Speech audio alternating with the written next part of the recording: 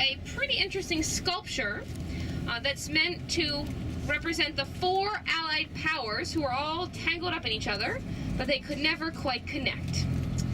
Now, I just mentioned a few minutes ago how the cost of living in Berlin is low, but there are definitely some upscale shopping opportunities to be had.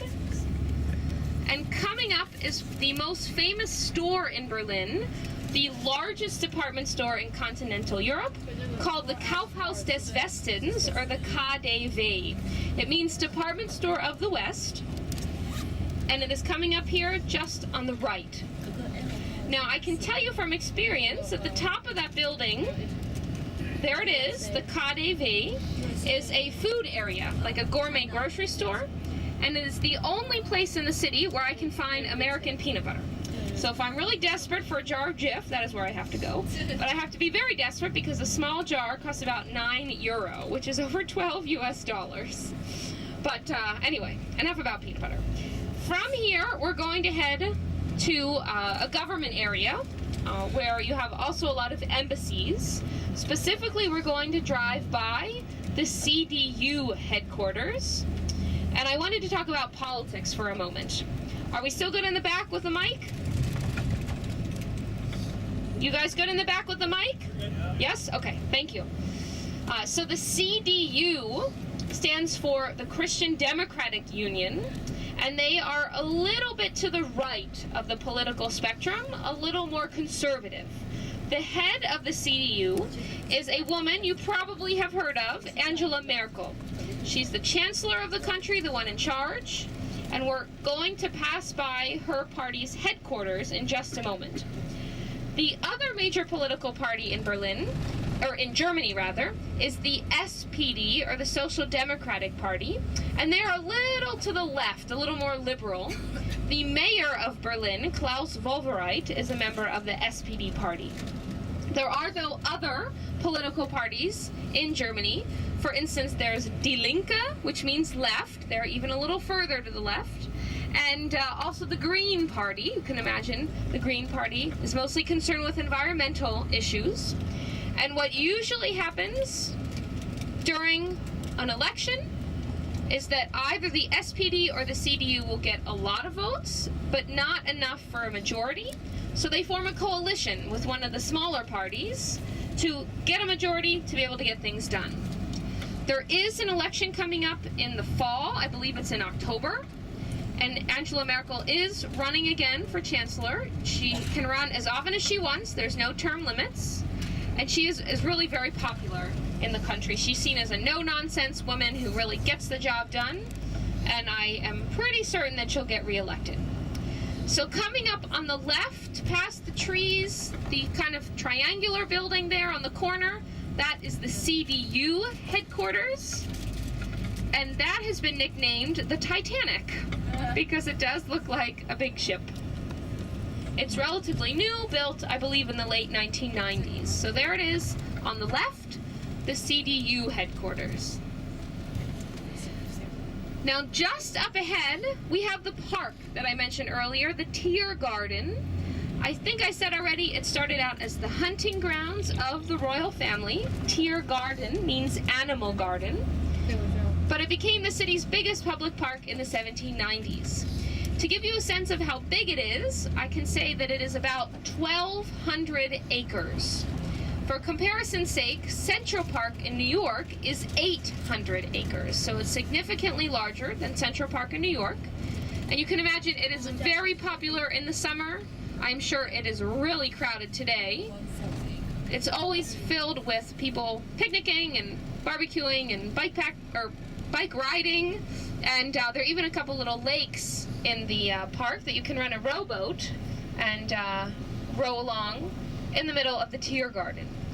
Now, just up ahead, we're going to drive by in a moment. You hopefully noticed the Victory Column, or the Siegessäule. That was put up by the Prussians in the 1870s to commemorate their three big victories in Europe, over the French, over the Austrians, over the Danes.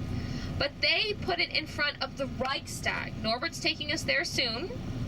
The Nazis moved it where it is now to the middle of the park because they were redesigning the city. They wanted to create a new world capital they called Germania, or Germania, that was going to be based on a north-south, east-west axis. And the Victory Column would have been part of the east-west axis. It was never moved after that. This is where the Nazis left it, and it acts as a traffic circle today. Können wir in der linke Spur fahren? Dann wir sehen das besser. Danke. So, the sculpture on the top is known as Nike, the goddess of victory. And the sculptor who designed it based it off of his daughter, a girl named Elsa. So the Berliners call that the Golden Elsa. And I've also heard it referred to every once in a while as the chick on a stick. There is a spiral staircase that takes you to the top. And from up there, you get a great view of Berlin. And every time there's a marathon or a race or a parade, it usually goes right through the middle of the park, right alongside the Victory Column. Now, the street that's coming up on our right leads to the Brandenburg Gate. So if you look down, you should be able to see the gate, although don't worry about photos because we're going to come to the gate on foot in just a little bit. There it is, down that street. But for now, Norbert is going to take us by another palace called the Bellevue Palace, or the Schloss Bellevue, and that is where the president lives. It's coming up on the left. The president's name is Joachim Gauck. You have probably never heard of him, which is totally okay because he's not really all that important. He is like a figurehead in Germany. I like to think of him like the Queen of England. There's no royal family here, but the Queen represents Germany just like he represents the country. Dürfen wir hier rechts? Yeah, okay, good. So there it is. And if you see the flagpole in the top middle there, there's no flag flying. That means he is away on business. Well, maybe he's away on vacation since it's a long weekend. But that is where the president historically lives.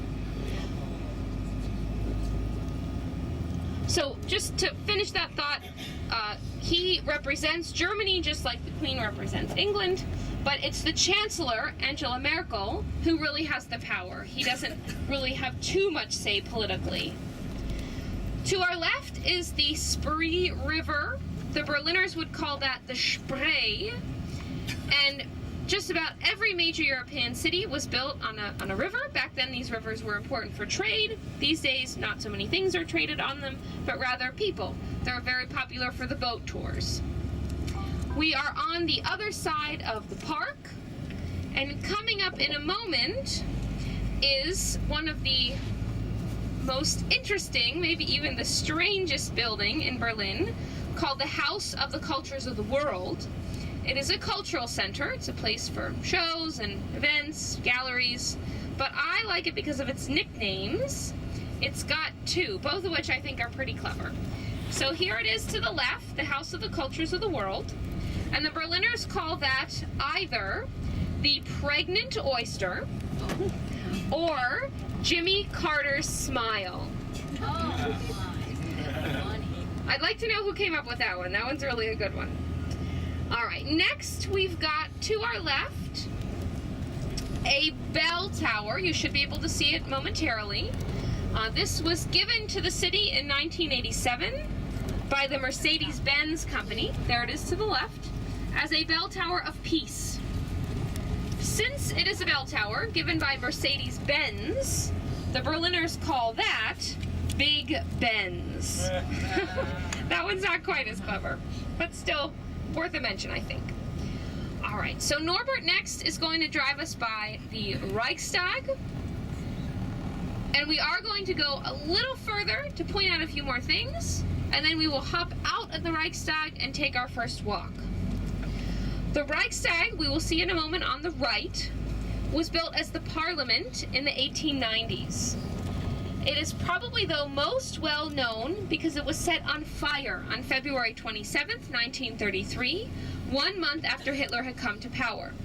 The Nazis believed that a Dutch anarchist by the name of von der Lubbe started the fire, but most historians think the Nazis themselves probably did it because the fire played so perfectly into Hitler's plans. And by that I mean Hitler used the fire to convince the president, von Hindenburg, that the fire was the start of a communist revolution. The idea being the communists had just taken over the building.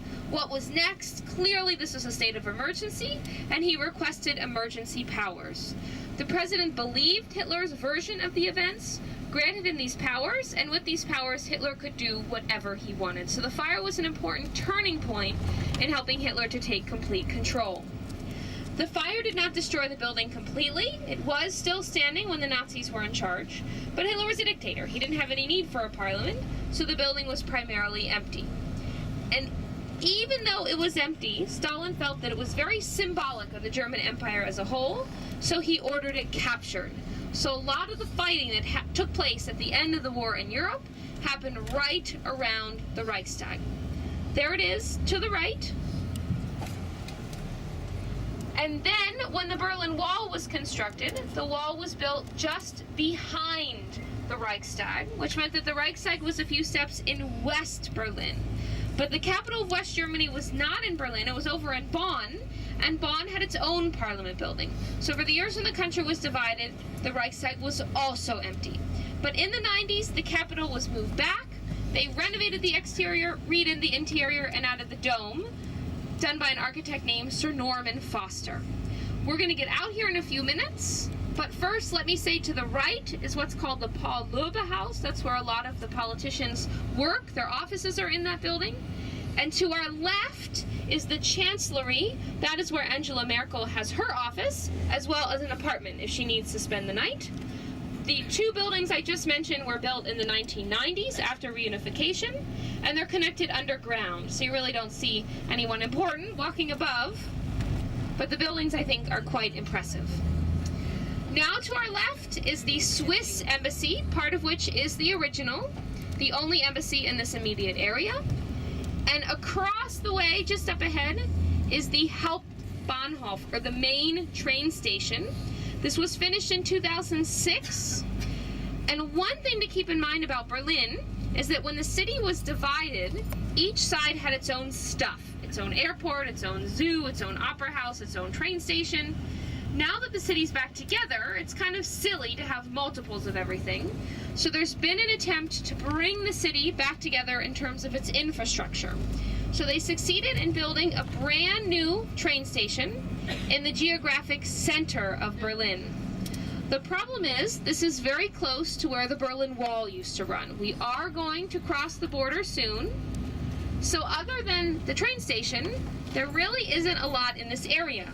You can see there's some construction, they've recently built some hotels, but it's very unique. In most European cities, if you arrive somewhere by train and you leave at the main train station, you get out and you're right in the downtown.